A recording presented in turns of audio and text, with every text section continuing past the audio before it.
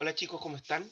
Vamos a hacer la segunda parte del programa de preparación de PSU relativo a la historia de Chile en cuanto a, a la República Liberal. Ya nosotros vimos la semana pasada eran las orientaciones, los objetivos, ¿cierto?, que perseguían estos liberales, cómo se estructuraba esta idea de liberalismo, sin perder de vista que la diferencia entre liberales y conservadores es una diferencia de forma y no de fondo. Ya, por tanto, durante 1861 a 1891, los liberales que están en el gobierno van a ser constantemente requeridos por medidas mucho más progresivas por parte de los que antes llamábamos conservadores. ¿Ya? Por eso que Timothy Scully dice que la definición de liberal o conservador siempre depende de quién está en el gobierno a lo largo del siglo XIX, porque el que gobierna siempre es más conservador del que es oposición que exige reformas más rápidas. ¿Ya? Vamos a partir entonces, chiquillos, les proyecto el PPT. Ahora, les recuerdo también, chiquillos, que todo lo que tiene que ver con la ejercitación misma de, de la prueba de transición universitaria en el área de Historia y Ciencias Sociales, la hacemos en el horario de chat, que es los días lunes a las 8:30 de la mañana y que es importante que ustedes se conecten. ¿Cuáles eran los objetivos de estos 30 años de gobierno liberal? Ellos tenían cuatro grandes objetivos: disminuir las atribuciones del presidente de la República y aumentar el poder del Congreso, era uno; disminuir la influencia de la Iglesia Católica en la sociedad y el Estado; aumentar las libertades públicas y los derechos civiles, principalmente de la élite, chiquillos. Si bien van a haber reformas como la eliminación del requisito de renta o propiedad para poder votar, que van a incorporar sobre todo a sectores de la clase media al proceso de votación, la mayor cantidad de privilegios y derechos que se dan en este momento, la libertad de reunión, de asociación, ¿cierto? La ley de sociedad anónima, mayoritariamente favorecen a la élite. Acuérdense que hace unas clases atrás vimos también cómo en la República Conservadora, en la última década de la República Conservadora, se estructura la banca y el sistema financiero chileno a través de bancos privados, ¿cierto? Y a través de sociedades anónimas para formar empresas dentro de una economía chilena que va transitando a lo largo del siglo XIX de una economía proteccionista, ¿cierto?, que cambia y deja de lado el mercantilismo monopólico de la colonia hacia ligarnos completamente a una economía a finales del siglo XIX de carácter global y capitalista. Y el cuarto objetivo es avanzar hacia una política económica liberal, valga la redundancia, dentro del contexto económico mundial, ya que esta va adquiriendo un sentido global. Y esto se hace mucho más específico, chiquillos, con la economía del salitre. ¿Cuáles fueron las estrategias utilizadas para concretar estos objetivos? Porque en el fondo ellos tienen que hacer frente a lo determinado en la Constitución de 1833, que no la cambian, ¿cierto? Recién se va a cambiar en 1925, y tienen que hacer frente también a la oposición a la oposición conservadora. Ya, durante este periodo, los gobiernos liberales no generaron un cambio de constitución, sino que recurrieron a la siguiente estrategia. Primero, reinterpretaciones de la Constitución de 1833. Segundo, reformas a la Constitución de 1833 y también a una serie de vicios parlamentarios y electorales. ¿Ya? Cuando nosotros hablamos de los vicios parlamentarios, chiquillos, nos referimos principalmente a tres. ¿Ya? A la interpelación y voto de censura a los ministros, que va a aparecer en esta época y después se va a hacer pan de cada día durante la República Parlamentaria, después del triunfo del Congreso sobre la figura del presidente, que era José Manuel Balmaceda. Ya, vicios parlamentarios como la interpelación y el voto de censura que generaba rotativa ministerial, la no clausura del debate parlamentario, con lo cual los proyectos de ley dormían por años, ya que siempre había alguien que estaba dispuesto a hablar cuando no se quería votar el proyecto de ley. Y otro vicio parlamentario tiene que ver con la reducción en el quórum de sesión parlamentaria a un sexto de ambas cámaras. Y un cuarto que podríamos sumar también tiene que ver con la demora constante en aprobar el presupuesto nacional. Ese va a ser el factor gatillante de la guerra civil de 1891. Y por otro lado, eh, están los vicios electorales. Desde la reforma de 1874, que saca de las manos del presidente la administración de las elecciones para evitar la intervención electoral como gran vicio, y se deja en la Junta de Mayores Contribuyentes, que son los que más impuestos pagan en cada una de las provincias. Los principales vicios van a ser el cohecho, la compra de votos y la suplantación, ¿ya? Que la gente suplantara a otra, inclusive los muertos, ya emitiendo un voto. Y este vicio de la suplantación va a tratar de ser evitado recién en la década a mediados del siglo XX, cuando se establezca en 1958 la cédula única de votación. Vamos con el objetivo 1. Reformas constitucionales, ¿cierto? Recordamos, el objetivo 1, chiquillos, es disminuir la autoridad del presidente para aumentarle al Congreso. ¿Cómo se hace ese objetivo? Se reforma la Constitución. En 1871 se elimina la reelección inmediata del presidente de la República, por eso que de ahí en adelante los presidentes van a durar solo 5 años, porque no pueden ser reelectos. Se declara la incompatibilidad del cargo de ministro y congresista. Se elimina el derecho a vetar leyes por parte del presidente.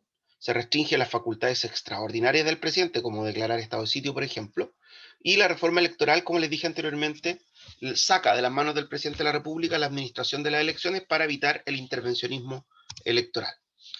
A ese criterio de reformas está también los vicios parlamentarios, ¿ya? Que yo ya se los mencioné, y los vicios electorales. En cuanto al objetivo 2, que es disminuir la influencia de la Iglesia en la sociedad y el Estado, cuyo principal objetivo es que el Estado asuma funciones que antes le eran propias de la Iglesia Católica y que le permitían tener en el fondo influencia sobre la sociedad. En este sentido, lo primero que se hace es que se reinterpreta el artículo 5 de la Constitución, permitiéndose la profesión de cultos no católicos. La religión oficial del Estado es la católica, apostólica y romana, con la exclusión del culto público de cualquier otra. ¿Ya? ¿Qué se reinterpreta? El culto público o cualquier otra. O sea, sí se puede hacer en forma privada. Por tanto, de 1865 en Chile se declara con esta reinterpretación la libertad de culto. O sea, que cada uno puede profesar la religión que quiera. Después se va a dictar una ley específica sobre esta libertad de culto, y el problema se va a zanjar definitivamente en la Constitución de 1925, cuando se separe Iglesia-Estado, poniendo fin al derecho a patronato, declarándose al Estado chileno como laico. Pero eso recién en la Constitución de 1925.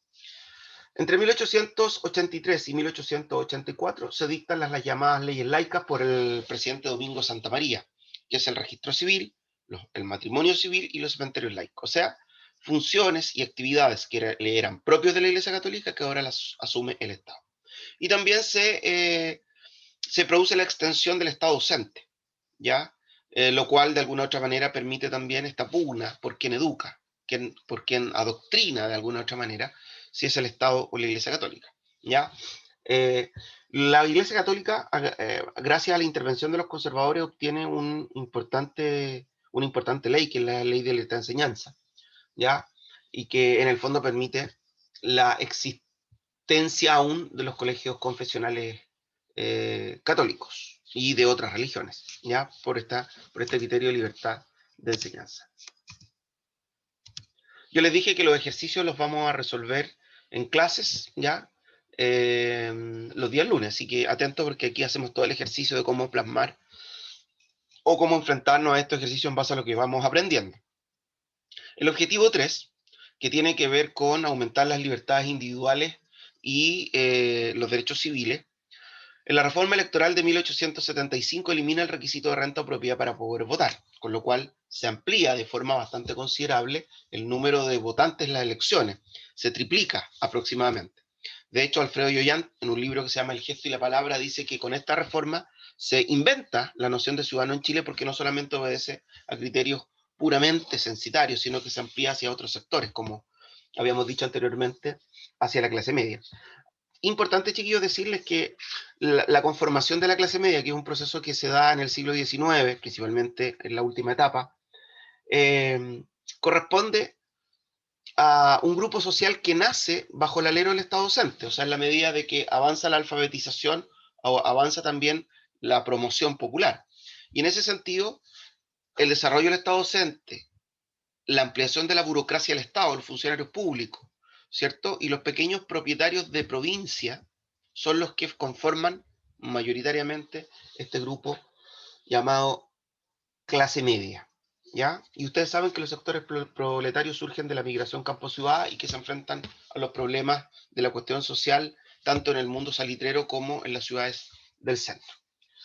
También otro objetivo con el cual se aumentan las libertades individuales y los derechos civiles tiene que ver con la libertad de prensa, que es menos censurada por la restricción de la censura al presidente de la República, que el periodo conservador, y eh, la dictación misma de la ley laica, la ampliación del Estado docente y de la alfabetización, defensa del Estado de la propiedad privada y la libre asociación. El objetivo 4, que tenía relación con el posicionamiento de la economía dentro del sistema capitalista globalizado, se va a dar principalmente a través de la rebaja paulatina de los aranceles aduaneros a las importaciones, ¿cierto? Con lo cual se deja de ser proteccionista en el mercado interno. El posicionamiento del puerto de Valparaíso dentro de la economía mundial, sobre todo con el boom de la economía llamada la economía del salitre. Hay el inicio de una incipiente industria que, chiquillo, no es un proyecto industrial de carácter nacional, no es que el Estado lo promueva, ¿ya? Es una primera iniciativa industrial que surge a partir de empresarios privados que ven nicho en los insumos del salitre. Por tanto, es una industria que está ligada al mundo del salitre y también al mundo de la extensión del ferrocarril. De hecho, en 1886 se crea la SOFOFA, la Sociedad de Fomento Fabril, que es una asociación gremial de empresarios manufactureros o industriales. Ya, obviamente que este periodo, chiquillos, termina con la Guerra Civil de 1891. Yo les dije que esta Guerra Civil de 1891 está caracterizada por el enfrentamiento de poder, de autoridad, entre el Congreso Nacional y el presidente de la República, José Manuel Balmaceda. El factor gatillante es la discusión de la ley de presupuesto del año 1890-91, ¿cierto? Cuya demora va a generar que el presidente de la República se autopruebe el presupuesto del año anterior y clausura el Congreso, lo cual es inconstitucional. El Congreso se va a Iquique, toma el puerto del Salitre, con lo cual controla la economía nacional, ¿cierto? Arma una junta de gobierno presidida por el comandante de la Fuerza Armada, por la Marina, Jorge Montt, y depone al presidente. Ambas medidas también son inconstitucionales.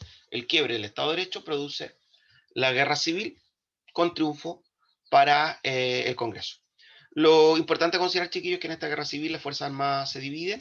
El ejército, por su tradición alemana, prusiana, apoya a esta imagen de Kaiser, ¿cierto?, del presidente de la República, mientras que la Armada chilena, de orientación británica, bajo la preparación de Lord Cochrane, eh, tiene este sentido, esta visión, entre comillas, más parlamentaria y apoya al Congreso. Después de la Guerra Civil de 1891 se inicia la etapa de la República, denominada República Parlamentaria, que es lo que vamos a ver en la próxima clase. Acuérdense que están invitados los días lunes, porque allí es donde resolvemos los ejercicios que están sumados, como ustedes los pueden ver acá. ¿Ya? Tenemos harto ejercicio, chiquillos, pero ustedes escuchan esta cápsula grabada y los ejercicios los resolvemos en conjunto, donde yo además les enseño algunos tips, algunas técnicas para enfrentarse a estos ejercicios de selección múltiple. Nos vemos el día lunes, chicos, que estén bien.